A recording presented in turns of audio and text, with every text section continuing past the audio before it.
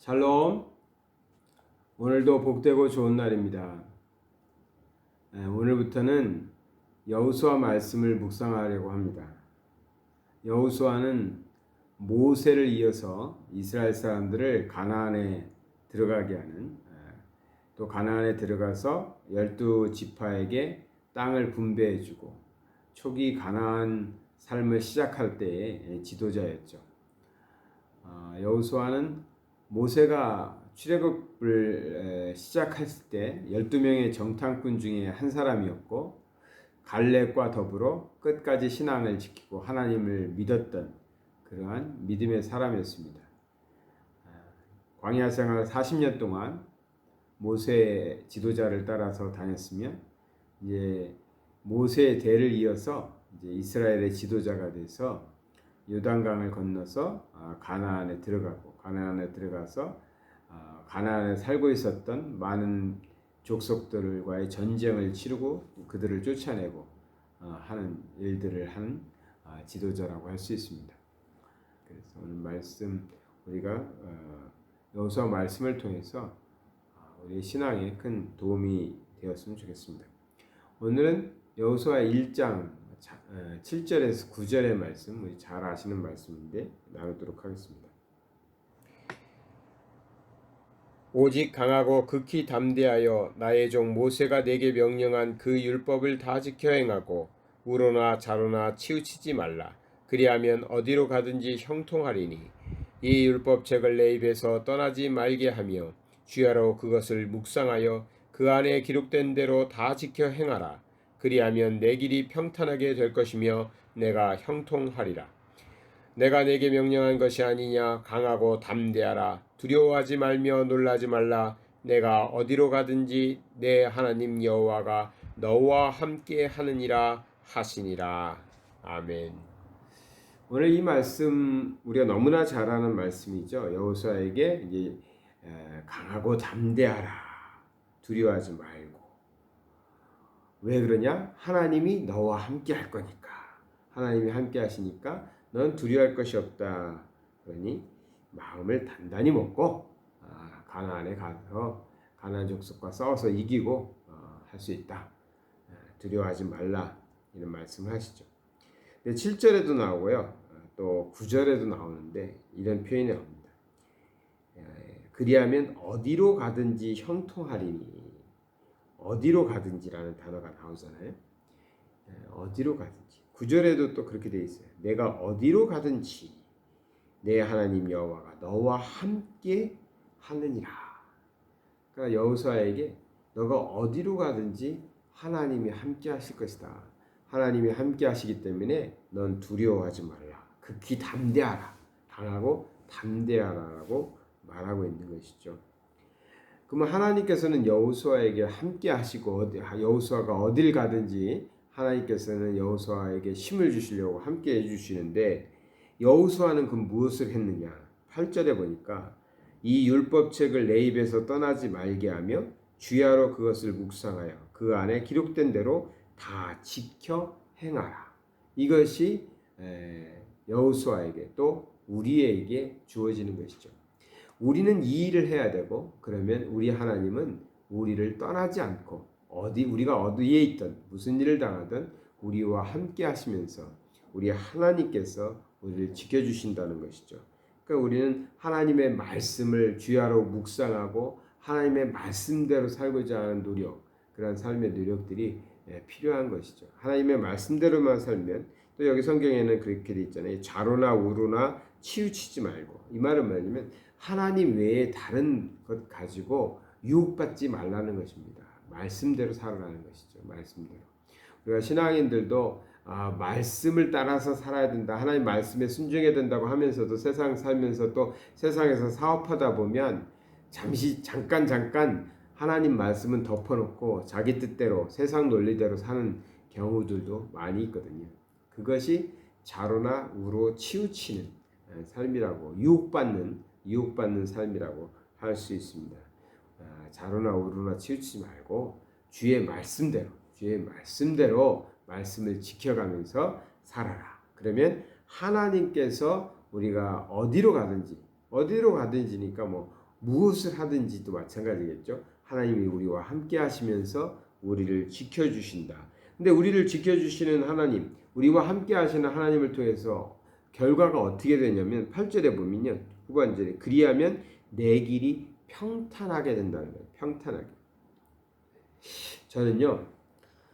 신앙인의 삶을 보면은 다 하나님을 믿고 하나님을 섬기는 사람들이잖아요. 그러면 다 하나님께서 지켜주시고 보호해 주시고 인도해 주실 거 아니에요. 그러면 대부분 모든 사람들, 모든 크리스찬들은 좀 하나님이 지켜주시는 것이니까 보호해 주시고 함께 해 주시는 삶이니까 좀 잘 살아야 되잖아.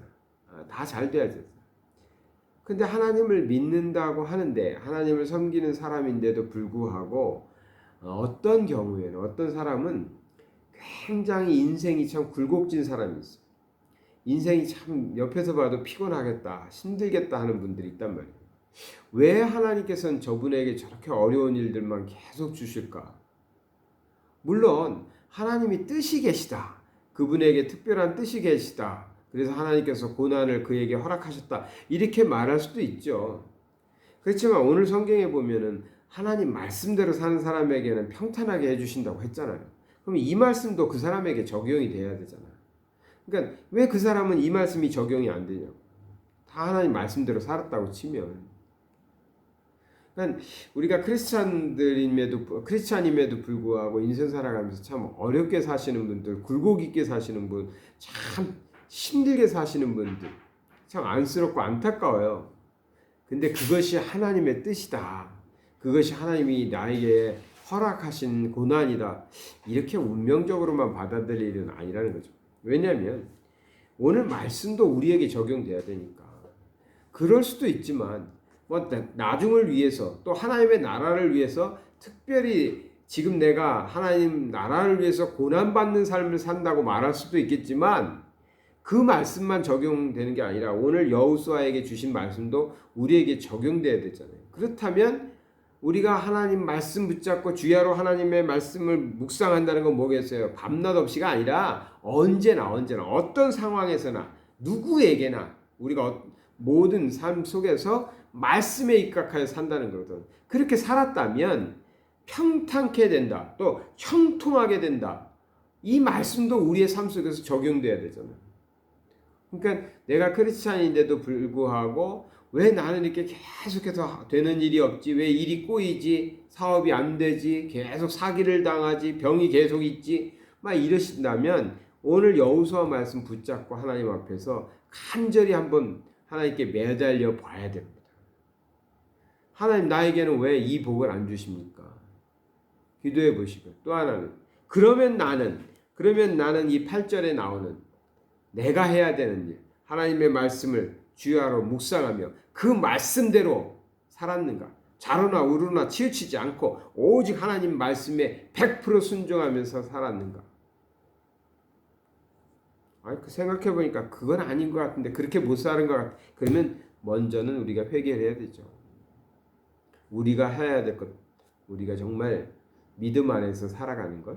그렇게 산다면 하나님께서 평탄한 삶과 형통의 길을 있는 평탄의 길과 형통한 삶을 주신다는 거예요. 저는 우리 크리스찬들이 참 하나님의 영광을 위해서 고난받는 분들도 있지만 좀 평탄하게 하는 일들이 좀 잘 됐으면 좋겠어요. 왜? 그걸 위해서 기도하잖아요. 다 오늘도 제가 교회에서 기도하는데 기도 부탁은 다 뭐겠어요? 어려운 일이 생겼어. 그 어려운 일이 해결돼서 삶이 평탄해지기를 위해서 기도해달라는 거 아니겠어요? 그러니까 그것을 위해서 기도하고 있는데 성도님들이 다 좀 평탄한 삶, 형통케 되는 복을 누리셔야죠. 근데 우리 하나님께서 그렇게 해주시겠다는 거예요. 하나님의 백성들에게는 어디를 가든지 하나님의 백성들에게는 평탄한 길로 인도해 주시고 형통케 하시겠다는 거예요. 그러니 너희들은 내 말을 주야로 언제나 이럴 때는 하나님 말씀대로 저럴 때는 내 뜻대로가 아니라 언제나 주야로라는 건 언제나예요. 언제나 하나님 말씀에 입각해서 그 말씀 붙잡고 살면서 흔들림 없이 유혹받는 일 없이 오직 하나님께서 우리를 인도하시는 길로 가시면 평탄의 길이 될 것이고 형통의 복을 누리실 것입니다. 지금은 코로나19 때문에 너무 어렵죠. 많은 사람들이 사업도 잘 안 됩니다. 직장도 힘듭니다. 취업도 안 됩니다. 다 어렵습니다. 그래도 하나님 말씀은 진리입니다. 그러니 이 어려운 때에도 어렵기 때문에 더 하나님의 말씀 붙잡고 하나님께 기도해야 됩니다. 하나님, 사회가 어려운 거 모르겠습니다. 취업이 안 되는 거 저 모르겠습니다. 사업이 어려워지는 거 모르겠습니다. 하나님 그래도 약속하셨잖아요. 하나님 우리에게 평탄의 길로 인도해 주신다고, 형통의 삶으로 인도해 주신다고 약속하셨지 않습니까? 저 그 약속 믿고 지금 하나님께 구하는 것입니다. 하나님께 요구합니다. 우리의 삶을 인도해 주세요. 기도하시겠습니다. 사랑의 하나님, 세상이 코로나19로 인해서 너무나 힘들어하고 있습니다. 말레이시아의 상황도 좋지 않지만 인도나 브라질 또 미국 같은 나라들이 너무 많은 사람들이 병에 걸리고 죽어가고 있습니다. 이 어려운 때 우리 하나님 치료하여 주셔서 이들을 살려주시고 이들이 다시 삶의 회복될 수 있도록 인도하여 주시옵소서. 우리들도 많은 어려움을 겪고 있습니다. 가족이 가족을 만나지 못하는 지가 꽤 오래되었고 또 집으로 돌아오지 못하는 우리 성도님들도 많이 있습니다. 또 사업도 이 어려움 속에서 제대로 이루어지지 않고 있고 우리의 자녀들의 학업도 참 어려움을 겪고 있습니다. 아버지 하나님 긍휼히 여겨 주시옵소서. 하나님께서 하나님의 손을 피시사 이들을 고쳐주시고 이 땅을 고쳐주시고 하나님의 백성들을 은혜로 살펴주시옵소서. 특별히 질병에 걸려서 병들어하는 사람들을 우리 하나님 붙잡아 주시고 치료하여 주시옵소서. 가난 중에서 죽어가고 있는 사람들을 아버지 하나님 일으켜 세워 주시옵소서. 오늘 주의 말씀 붙잡고 오직 주님 말씀대로 살고자 합니다. 아버지 하나님, 우리 하나님의 자녀들의 삶 속에 하나님께서 약속하신 평탄의 길과 형통의 삶으로 인도하여 주시옵소서. 이 말씀 붙잡고 살아갈 때 우리 하나님 역사하여 주시옵소서. 예수 그리스도 이름 받들어 기도드리나이다. 아멘.